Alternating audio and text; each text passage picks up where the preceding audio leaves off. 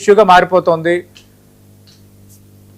Sir ఇక్కడ పార్టీల మధ్య ఇష్యూగా మారేంత పెద్ద సంఘ సంస్కర్త మిస్టర్ రావణ్ అయితే కాదు. ఇక్కడ సమస్య ఏంటి అంటే క్లియర్ గా నేను ఇట్లాంటి అసంబద్ధ వాదనలకి నేను చాలా దూరం. ఈ దేశం సెక్యులర్ కంట్రీ, ఇక్కడ ప్రతి మతానికి అవకాశం ఉంది. ఒక మతం మరొక మతాన్ని గౌరవించుకోవాల్సిన అవసరం కూడా ఉంది. మేము బైబిల్ గౌరవిస్తాము, ఖురాన్ గౌరవిస్తాము, భగవద్గీతను గౌరవిస్తాం, ఎట్ ఏ టైం రాజ్యాంగాన్ని వీటన్నింటికి మించి ఎక్కువగా గౌరవిస్తాం మేము. ఈ రాజ్యాంగం ఈ కంట్రీలో, ఈ స్టేట్ లో ఎవరికి, ఏ మతానికి, ఏ వ్యవస్థకి ఎలాంటి హక్కులు కల్పించిందో ఆ హక్కుల ప్రకారం ఇక్కడ జరగాలి.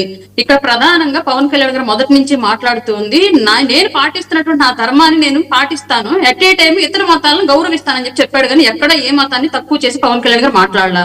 కానీ ఈ విధానాన్ని రాజకీయంగా వాడుకోవాలి అని పవన్ కళ్యాణ్ గారికి యాంటీ క్రిస్టియన్ అనేటువంటి ముద్ర వేయాలి అని చెప్పేసి ఒక వర్గం, డబ్బులు కమ్ముడుపోయినటువంటి ఒక వర్గం పూర్తిగా దళితుల్ని తీసుకొచ్చి వేదిక ముందు పెట్టి అసలు ఏ మాత్రం సంబంధం లేనటువంటి ఒక సభను కండక్ట్ చేసి ఆ వేదిక సాక్షిగా ఇష్టారీతిగా దుర్భాషలాడారు.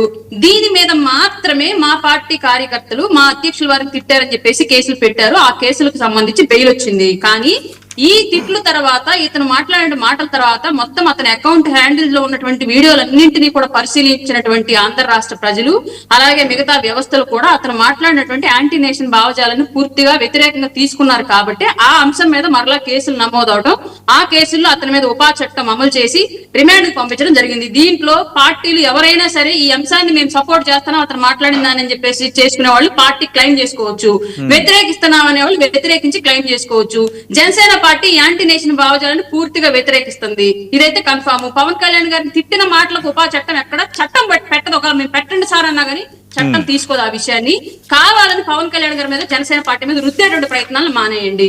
ఇంకొకటి ఏంటి అంటే ఆ వేదిక సాక్షిగా ఆ రోజు మాట్లాడినటువంటి మాటలు ఏవైతే ఉన్నాయో, దళిత క్రిస్టియన్లకి హక్కులు తీసేశారు అని చెప్పేసి మాట్లాడుతున్న అంశం ఏదైతే ఉందో అది రాష్ట్ర ప్రభుత్వాల పరిధిలోది కాదు. ఉప ముఖ్యమంత్రి గారు కాదు కదా, సాక్షాత్తు ముఖ్యమంత్రి గారు చేయాలనుకున్నా సరే దానికి సంబంధించి ఏమీ చేయలేరు.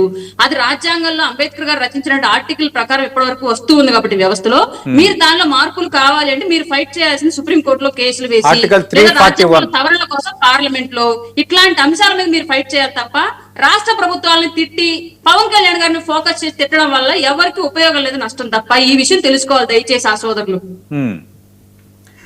అంటే ఇక్కడ రాయపాటి అరుణ గారు, ఒక్క నిమిషం, రాయపాటి అరుణ గారు, కొందరు సోషల్ మీడియా ఇన్ఫ్లుయెన్సర్స్ ఈ 2 రోజుల్లో పెడుతున్న కొన్ని కామెంట్స్ అంటే ఇక్కడ ప్రశ్నారావణ విషయాన్ని జనసేన ఆ పార్టీ అధినేత సీరియస్ గా తీసుకున్నారు. కానీ అయోధ్య రామాలయంలో కానుకల మాయం అయితే కనీసం ఒక ట్వీట్ కూడా చేయలేదు, ఇక్కడ ఇంటెన్షన్ బయటపడుతుంది అని ఆ కామెంట్స్ కి కొందరు సోషల్ మీడియా ఇన్ఫ్లుయెన్సర్ మాట్లాడిన దానికి మీ సమాధానం ఏంటి? ఆల్రెడీ అయోధ్య రామ మందిరానికి సంబంధించి అక్కడ ఉన్నటువంటి ప్రభుత్వం దాని మీద చర్యలు చేపట్టింది, ఇన్వెస్టిగేషన్ జరుగుతోంది, దానికి సంబంధించి కొందరిని అరెస్ట్ చేయడం జరిగింది. ఇక్కడ ఈ రాష్ట్రంలో జరిగే అంశాల మీద ఈ రాష్ట్ర ప్రభుత్వం స్పందించాల్సిన బాధ్యత ఉంది. ఈ రాష్ట్ర ప్రభుత్వంలో భాగస్వామిగా ఉన్నటువంటి పవన్ కళ్యాణ్ గారు స్పందిస్తున్నారు. అయోధ్య రామ మందిరాంతో గొప్పగా కంపేర్ చేసేంత పెద్ద వ్యక్తిత్వం ఉన్నటువంటి వ్యక్తి అయితే రావణ్ కాదు. కంపారిజన్ మానేయండి దయచేసి. మీరు క్వశ్చన్ చేయండి, తప్పులేదు. సమస్యగా మీరు అందరూ అడగండి, దానికి ఆన్సర్ చెప్తాం. కానీ అక్కడ అయోధ్య రామ మందిరాన్ని ఇక్కడ రావణ్ని ఈక్వల్ చేసి మాట్లాడి వ్యవస్థని మరీ నీచాన్ని దిగజార్చడం మానేయండి ఫస్ట్. ఓకే వెంకటేష్ గారు, సరే ఇక్కడ ఇష్యూస్ సంబంధించి ఎవరి వాదన వాళ్ళకు ఉంది. కానీ